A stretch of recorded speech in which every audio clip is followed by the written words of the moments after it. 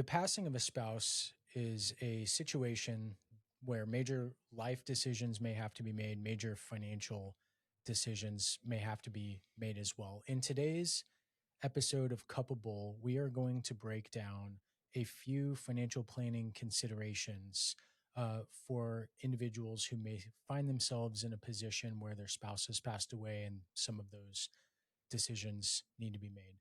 Joining me today is Patrick Fontana, the founder of Fontana Financial Planning. Welcome to Cuppable.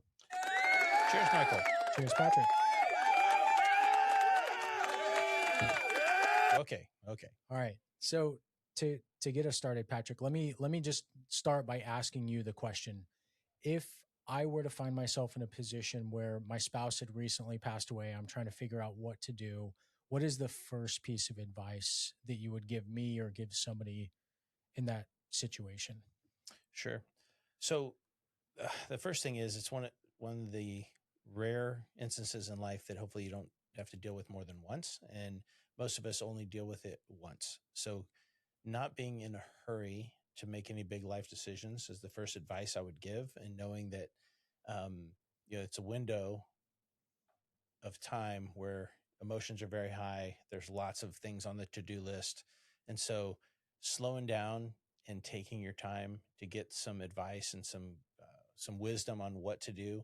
We've got a couple resources that I think mainly are best shared through a conversation on like, hey, here are the things that need to be done. And the window of opportunity, meaning the year that one spouse passes away, that's where getting advice, having the to-do list, and just slowly working your way through it. But first thing is just slow down a minute, not make any big life decisions like, moving, selling things, changing things, all those things are good. All right. Yeah, that's very helpful. With that, so there's a couple things that change, a couple things that stay the same. So let's talk about first a couple of the things that that can change when a spouse passes away. And from a financial planning perspective, often the biggest thing that changes is how your tax situation is going to be treated moving forward. And so the way that that works is the year that your spouse passes away, you are able to file married filing jointly for that year.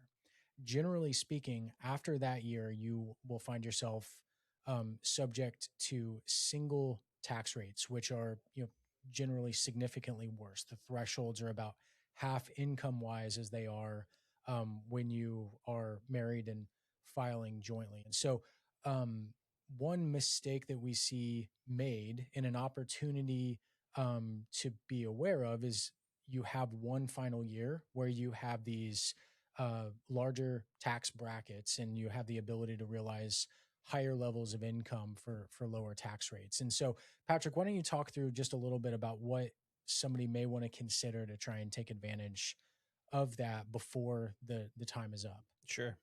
So I'll use just a real life story.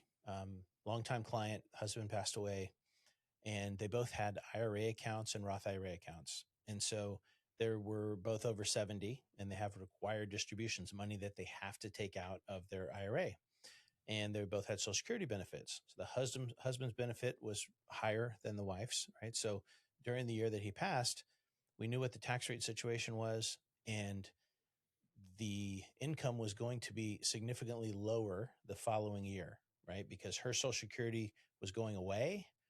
And there was a pension that went down slightly as well. So that year we looked at it to say, okay, now there's a window to take some IRA money and convert it to Roth at this favorable rate and a pretty decent tax bill from a trade-off point of view that will make the wife's tax situation next year significantly better. So it was a one-time opportunity to kind of do this tax transition, knowing that there was wiggle room in that tax bracket was the decision we made.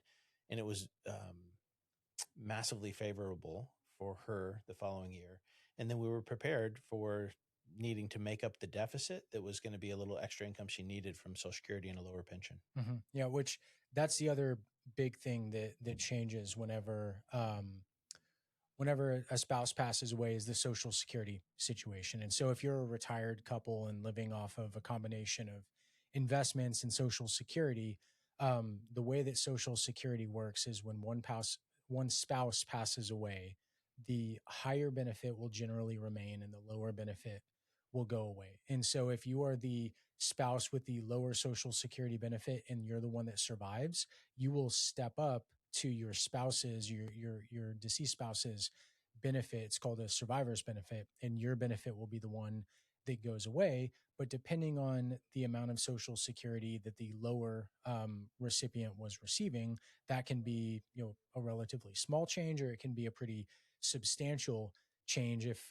both spouses were receiving a good benefit. So from a cash flow perspective, it's one thing to be prepared for is your expenses may change because there may be less activity that you're doing or different things that you're doing, and your expenses may go up or down as a result of that. But also the social security source of your income will also change as well, which could result in needing to take a higher amount from your portfolio or make some other change as far as how do you fund and pay for your bills and your lifestyle every month. So, Michael, just a question on, aside from retirement accounts, taxable money, depending upon what state somebody lives in. One other thing that we've seen be a big opportunity is the step up in cost basis, where there's investments that have a low cost basis, and depending upon where somebody is, that's something that I've seen you counsel and kind of fix the problem on getting that done. Explain that for us. Yeah, so there's two types of states. There's community property states and non-community property states. So Texas, where we're located, is a community property state. California is another community property state. If you are in a community property state, what happens when your spouse passes away is any taxable investments get a 100% step up in cost basis. So to explain that a little bit more simply, if you paid $1,000 for Apple, that $1,000 grew to $11,000 and you're in a community property state, the $10,000 gain gets wiped away tax wise, and the cost basis gets reset to the value that Apple was at on the day of your spouse's passing. So $11,000 in this example. If you're in a non community property state, you get a 50% step up in basis. So that same example, paid 1,000 for Apple, it's worth 11,000. You get half of that $10,000 gain. So you get a $5,000 increase in your basis. So your basis goes to $6,000 and you have a $5,000 gain if you turn around and you sell it. The other area I'll say that is commonly not thought about, like a lot of people, when they know about this, they think about investments. This also applies to other assets. So if you have a privately held business, you get a step up there. If you have real estate that's appreciated significantly. So sometimes there will be examples where somebody's house is increased significantly in value and they don't want to sell it because there's going to be a large tax implication if they do. If you're in a community property state and that happens, you now get a 100% step up in basis. You have the ability to sell the property and there's no tax bill associated. So it doesn't just apply to investments, it applies to any asset that's increased in value. So for the investment front, when that happens, it's a reason to realign, rebalance, review what your investments are, because there's a lot of times we're holding on to a position because it's got such a big gain. We don't want to realize those taxes. But when that cost basis in the Apple example goes to 11,000, you bought it for 11,000, it's worth 11,000. There's no tax consequence of making a change. Then we need to decide: do we want to continue to own this much of Apple? So one thing that generally stays the same that'll be worth hitting on is required minimum distribution. So when we're speaking about couples in their 70s, 73 or older, where you're subject to required distributions, which is having to take money out of your retirement account each year. Generally speaking, what happens when one spouse passes away, the other spouse takes over that account. They do that in one of two ways. They move it into what's called an inherited IRA, or they can bring it into their own name and just consume it with the rest of their retirement accounts. Generally speaking, if both spouses were about the same age, there's going to be no change in the required minimum distribution. There can be some strategy if there's a disparity in age. If the deceased was much older than the surviving spouse, it makes sense to bring the funds into the surviving spouse's IRA because they'll have a more favorable required minimum distribution calculation, and vice versa. If the surviving spouse was older, that's where it makes sense to keep the money in the inherited IRA to reduce that required amount. But for the most part, what we see is while it may change some, it changes very little. And so, from a tax planning perspective, to the example we discussed earlier, where you have 1 year to be able to intentionally realize income at more favorable married tax rates, it can be a good opportunity to take advantage of that before you have this, the same required distribution, but much lower thresholds for the various tax brackets that they're subject to. So on a really practical kind of to-do list, when this happens, we talk about kind of going slow and taking your time. It is important to kind of keep a list of where the assets are, what's going on with things. And when I say to not be quick to make changes, I'm talking about the big things like selling your house, moving, changing your lifestyle totally. But the other thing is, some people are too quick to turn things off. So particularly the cell phone. Um, until you have checked through the list of accounts and investments and things.